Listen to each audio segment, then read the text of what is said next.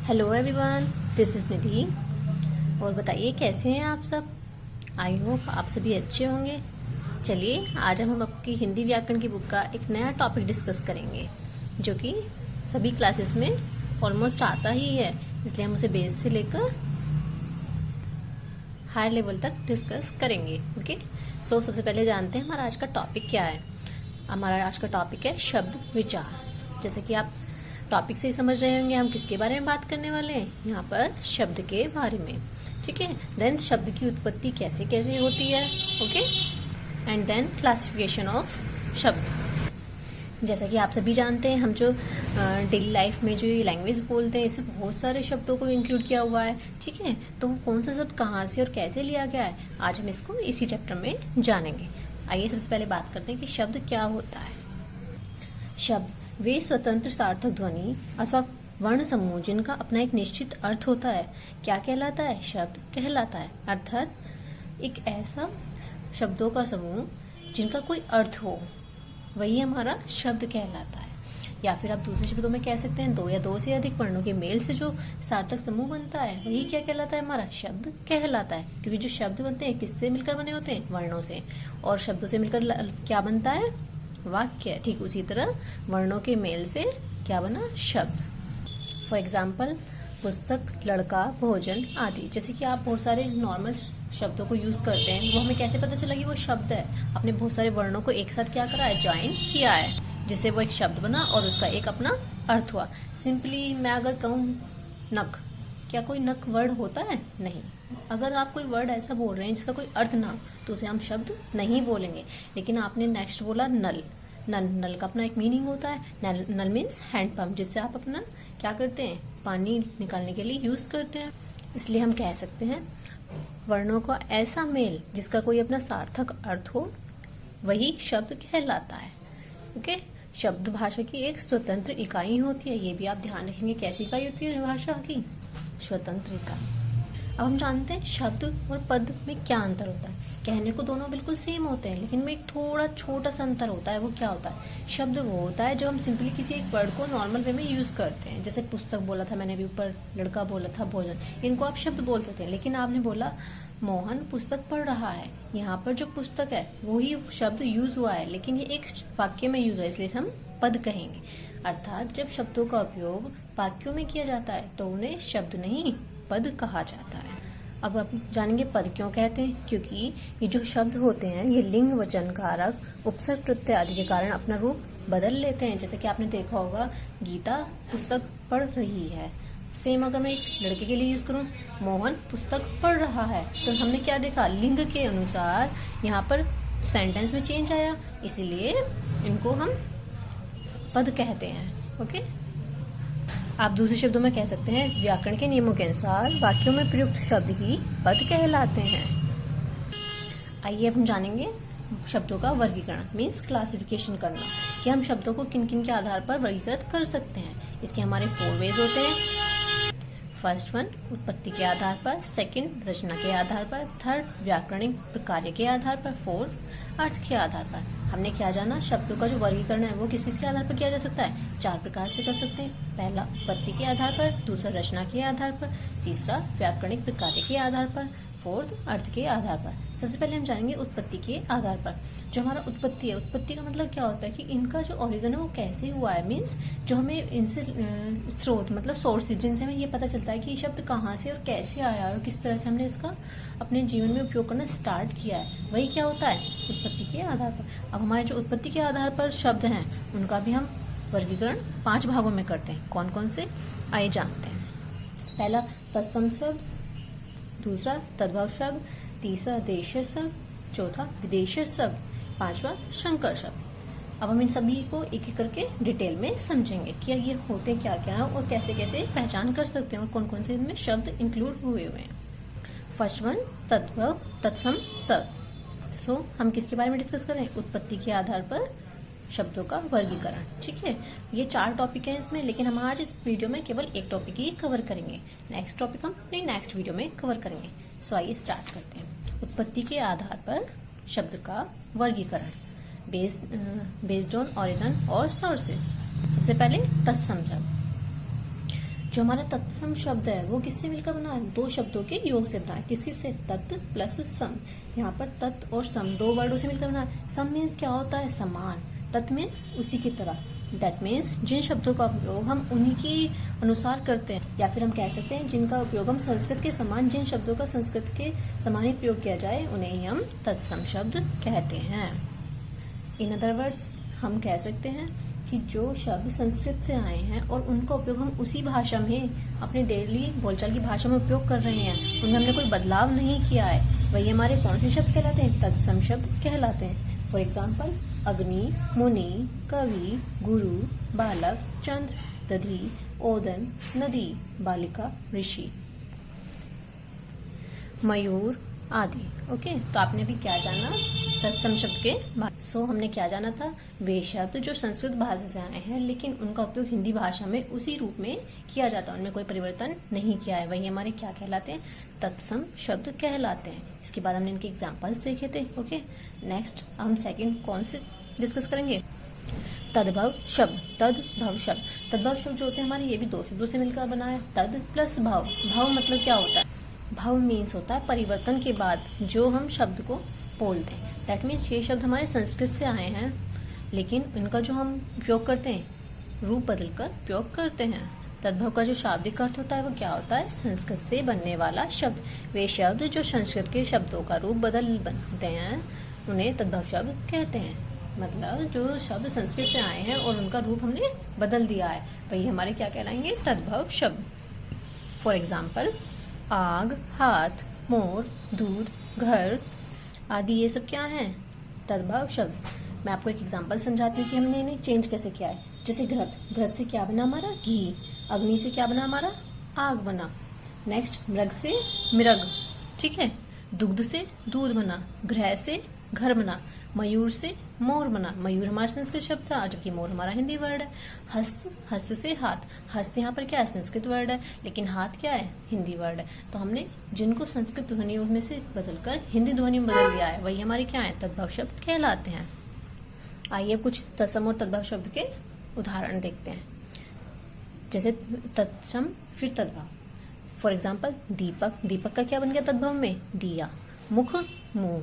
चंद्र का चांद। दश का दस। आश्चर्य का अचरज। अंधकार का अंधेरा। दंत का दांत। नासिका नाक। पीत पीला। रात्रि रात। मृत्यु मौत। सत्य सच। सर्प सांप। सूर्य सूरज। उष्ट ऊंट। हस्त हाथ। वधु वहु। कर्ण कान। कार्य काम। तृण तिनका। नेक्स्ट, घोटक घोड़ा। उच्च ऊंचा। ओष्ठ ओठ। पत्र पत्ता। कटु कड़वा। स्वर्ण सोना। गौ गाय। मस्तक माथा। दधी दही। नौका नाव। सो हमने यहाँ पर क्या देखा? तत्सम और तद्भव के कुछ उदाहरण देखे जिससे हमें पता चला कि तत्सम शब्द कौन सा है और तद्भव कौन सा है। तो आपने देखा वो जो तत्सम शब्द थे वो किस तरह के थे? उनमें संस्कृत शब्दों का मिश्रण था। दैट मीन्स हमने संस्कृत के शब्दों में कोई परिवर्तन नहीं किया था, लेकिन जब तद्भव बनाया उनको तो उनका हमने किसमें परिवर्तन कर दिया? अपनी स्थानीय भाषा कह सकते हैं या फिर हिंदी भाषा में उनका परिवर्तन कर दिया है। ठीक है, नेक्स्ट अब हम जानेंगे देशज शब्द। जैसे कि आप देशज शब्द से ही समझ रहे होंगे कि देशज का मीनिंग क्या है। देशज किसके लिए यूज किया जाता था? जो अपने देश का हो। जैसे हम व्यक्तियों के लिए यूज करते हैं देशी या विदेशी, या फिर सामान के लिए यूज करते हैं कि देशी सामान है या विदेशी सामान है। ठीक उसी तरह देशज शब्द, देशज से ही हमें पता चल रहा है जो हमारे अपने भारत देश के ही शब्द हैं उन्हीं को हम क्या कहेंगे? देशज शब्द।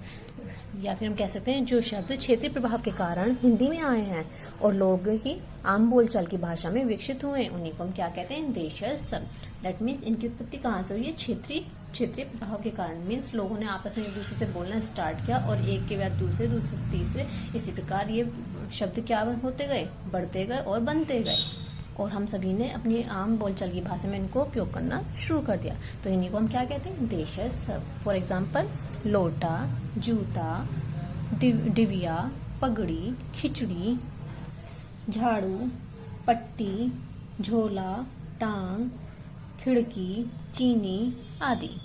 तो आपने अभी क्या जाना? देशज शब्द किन्हें कहते हैं? जो शब्द क्षेत्रीय प्रभाव के कारण हिंदी में आए हैं। ठीक है, उन्हीं को हम देशी शब्द कहते हैं। नेक्स्ट अब हम पढ़ेंगे विदेशी शब्द। विदेशी मतलब फॉरेन वर्ड्स, मीन्स जैसे फॉरेनर्स होते हैं ठीक उसी तरह ये विदेशी शब्द हैं। आप कह सकते हैं जो शब्द विदेशी भाषाओं के संपर्क के कारण हिंदी भाषा में आ गए हैं उन्हीं को हम विदेशी शब्द कहते हैं। या फिर आप लोग कह सकते हैं ऐसे शब्द जो मूल रूप से कहाँ के हैं, विदेशी हैं, लेकिन उनका उपयोग हम अपनी स्थानीय भाषा में या हिंदी भाषा में प्रयोग करने लगे हैं। जैसे कि आप नॉर्मली कुछ वर्ड्स ऐसे बोलते हैं आपको पता भी नहीं है कि वो विदेशी शब्द हैं, आप उनको हिंदी में यूज करते हैं। जो हमारे विदेशी शब्द हैं उसमें भी कई सारे शब्द कई सारी भाषाओं से मिलकर आए हुए हैं। जैसे कि अंग्रेजी भाषा से आए, कुछ अरबी भाषा से आए, कुछ फारसी से, कुछ पुर्तगाली से, कुछ तुर्की से। तो सबसे पहले हम बात करते हैं अंग्रेजी भाषा से जो शब्द आए हैं। Train, station, radio, number, cinema, doctor, school, ये सब किसके हैं, अंग्रेजी भाषा से आए हुए विदेशी शब्द हैं। अब हम बात करेंगे अरबी भाषा से आए हुए। अमीर, इमारत, किस्मत, मुहावरा, सुबह, कीमत, औरत, ये सब कौन सी भाषा के हैं, ये अरबी भाषा के हैं। नेक्स्ट अब हम बात करेंगे फारसी भाषा की। जादू, आराम, किनारा, मेज, नमक, सौदा, गिरफ्तार, मजदूर, ये सब कौन सी भाषा के हैं, फारसी भाषा के। हम बात करेंगे पुर्तगाली भाषा की। जो पुर्तगाल के लोग जब यहाँ पर आए थे तो उनके साथ कुछ ये शब्द आए थे जिनको हमने अपनी बोलचाल में यूज करना स्टार्ट कर दिया और ये हमारी अब डेली की बोलचाल की भाषा में हम यूज करते हैं। जैसे कि अलमारी, चाबी, साबुन, गमला, तौलिया, कमरा, संतरा। ओके, नेक्स्ट अब हम बात करेंगे तुर्की भाषा से आए शब्दों की। जो तुर्की भाषा से आए, कुर्ता, कैंची, तोप, बहादुर, बेगम, कुली, कालीन, मुगल आदि, ये सब कौन सी भाषा के, तुर्की भाषा के।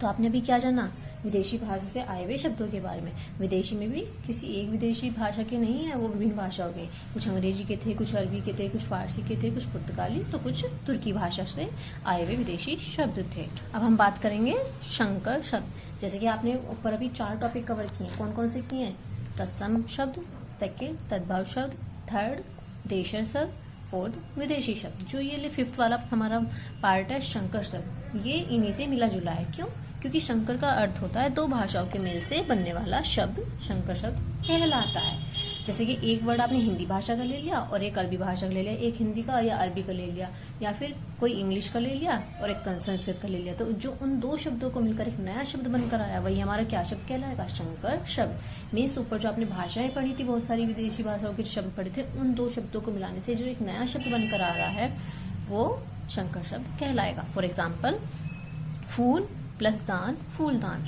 आप फ्लावर बेस यूज करते हैं ना, फ्लावर्स फूल रखने के लिए, वही किससे बनकर बना है, फूल, जो कि हमारा हिंदी भाषा का है, और दान फारसी भाषा का है, तो क्या बन गया, फूलदान। लेकिन ये दोनों 2 अलग अलग भाषाओं के शब्द हैं जिनको हमने एक साथ जोड़ दिया तो नया शब्द बन गया, इसीलिए संकर शब्द कहलाता है। नेक्स्ट, घड़ी प्लस साज, तो क्या बना, घड़ी साज। तो घड़ी क्या है, हिंदी भाषा का है, साज है हमारा अरबी भाषा का। ठीक, नेक्स्ट, रेल प्लस गाड़ी, रेल गाड़ी, ट्रेन के लिए यूज करते हैं ना आप लोग रेल, तो रेल जो है हमारा अंग्रेजी भाषा का है, जबकि गाड़ी हिंदी भाषा का है, तो क्या बन गया, रेल गाड़ी।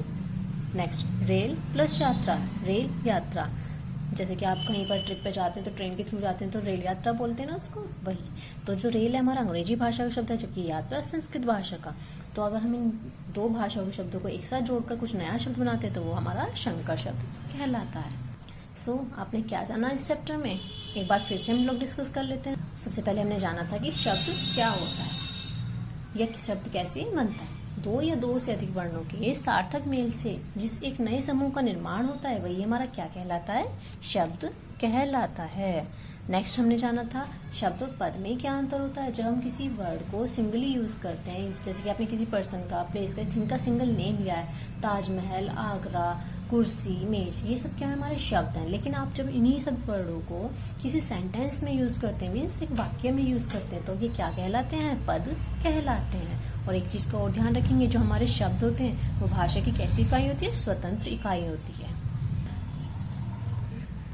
नेक्स्ट हमने जाना था शब्दों का वर्गीकरण, कि शब्दों का जो वर्गीकरण है किस किस के आधार पर होता है। ये हमारा 4 टाइप्स में था। पहला था उत्पत्ति के आधार पर, दूसरा रचना के आधार पर, तीसरा व्याकरणिक प्रकार के आधार पर, और 4th अर्थ के आधार पर। देन हमने जो हमारा उत्पत्ति के आधार पर था उसको डिटेल में डिस्कस किया था। उत्पत्ति के आधार पर जो हमारा शब्दों का वर्गीकरण है उसको हमने कितने भागों में बांटा था? 5 भागों में। कौन कौन से? फर्स्ट वन तत्सम शब्द, सेकेंड तद्भव शब्द, थर्ड देशज शब्द, फोर्थ विदेश शब्द, फिफ्थ शंकर शब्द। फिर हमने इन सभी को डिटेल में जाना था। हमारे तत्सम शब्द कौन से होते हैं? जो संस्कृत भाषा से आए हैं और उनमें हमने कोई परिवर्तन नहीं किया है, उनका हम हिंदी भाषा में संस्कृत की तरह ही उपयोग करते हैं। फिर हमने जाना था तद्भव शब्द। तद्भव शब्द कौन से होते हैं? वे शब्द जिनमें हमने थोड़ा सा परिवर्तन कर दिया है, मीन्स संस्कृत भाषा शब्दों का हिंदी में परिवर्तन करके यूज करने शुरू किया है, तो वही हमारे क्या है? तद्भव। भव का मीन्स ही क्या होता है? परिवर्तन करके उपयोग करना। दैट मीन्स वे शब्द जो संस्कृत के शब्दों का रूप बदलकर बनते हैं, वही हमारे तद्भव शब्द कहलाते हैं। फिर हमने तत्सम और तद्भव के बहुत सारे एग्जाम्पल्स देखे थे। देन हमने बात की थी देशज शब्द। देशज मतलब जो अपने देश के ही शब्द, मीन्स अपने क्षेत्रीय प्रभाव के कारण उत्पन्न हुए शब्दों को ही हम देशज शब्द कहते हैं। नेक्स्ट हमने डिस्कस किया था विदेशज शब्द। ऐसे शब्द जो विदेशी भाषाओं के संपर्क के कारण हमारी भाषा में आकर सम्मिलित हो गए हैं या फिर हमारे डेली बोलचाल की भाषा में इंक्लूड हो गए हैं, उन्हीं को हम क्या बोलते हैं? विदेशी शब्द। लेकिन जो विदेशी शब्द से वो खाली एक भाषा से नहीं आए हैं, बहुत सारी भाषा से आए। कौन कौन सी भाषा से आए? कुछ अंग्रेजी भाषा के थे, कुछ अरबी भाषा के थे, कुछ फारसी, कुछ पुर्तगाली, तो कुछ तुर्की भाषा के। जैसे कि आप सभी ने देखा है, जो हमारा देश भारत है, स्वतंत्रता से पहले यहाँ पर बहुत सारे देश के राजाओं ने यहाँ पर शासन किया है, बहुत सारे विदेशियों ने यहाँ पर शासन किया है, आक्रमण कर यहाँ पर अधिकार करने की कोशिश की है। तो वो जो यहाँ पर आक्रमण करके कुछ समय रह कर गए थे, तो अपने यहाँ की बोलचाल की भाषा का जो उनका प्रभाव था हमारे देश पर छूट गया था, जिसके कारण कुछ शब्दों का उपयोग हमारी भाषा में हम आज भी करते हैं, इसीलिए उन शब्दों को हम विदेशी शब्द कहते हैं। उस टाइम वो लोग हमारे देश में रहकर गए थे, हम लोग के संपर्क में रहे थे, संपर्क में रहने के कारण उनकी भाषा का हमारी भाषा पर प्रभाव पड़ा और उनके कुछ शब्द यहाँ पर हमारी भाषा में रह गए, जिनका आज भी उपयोग किया जाता है। देन हमने बात की थी लास्ट वन शंकर शब्द। शंकर शब्द किन्हें कहते हैं? वे शब्द जो दो भाषाओं के मेल से बने होते हैं। जैसे कि हमने यहाँ पे एग्जांपल देखे थे, फूल प्लस दान, फूलदान। फूल हमारा क्या है? हिंदी भाषा का, जबकि दान क्या है? फारसी भाषा का शब्द। तो हमने क्या जाना, जब दो भाषाओं के मेल से एक नया शब्द बनकर आता है तो वो क्या कहलाता है? शंकर शब्द। आई होप आप सभी को ये वीडियो बहुत अच्छे से समझ में आया होगा। अगर आपको इससे रिलेटेड कोई भी डाउट हो तो आप लोग मुझे कमेंट बॉक्स में लिखकर सेंड कर सकते हैं, मैं आपके डाउट्स का जवाब ज़रूर दूंगी। और अगर आप कोई नया टॉपिक पढ़ना चाहते हैं तो आप मुझे कमेंट बॉक्स में वो भी टाइप कर सेंड कर सकते हैं, मैं आपको वो टॉपिक नेक्स्ट वीडियो में कवर करा दूंगी। और अगर आपको ये वीडियो पसंद आया तो please like share and subscribe करना ना भूलें। Thank you students.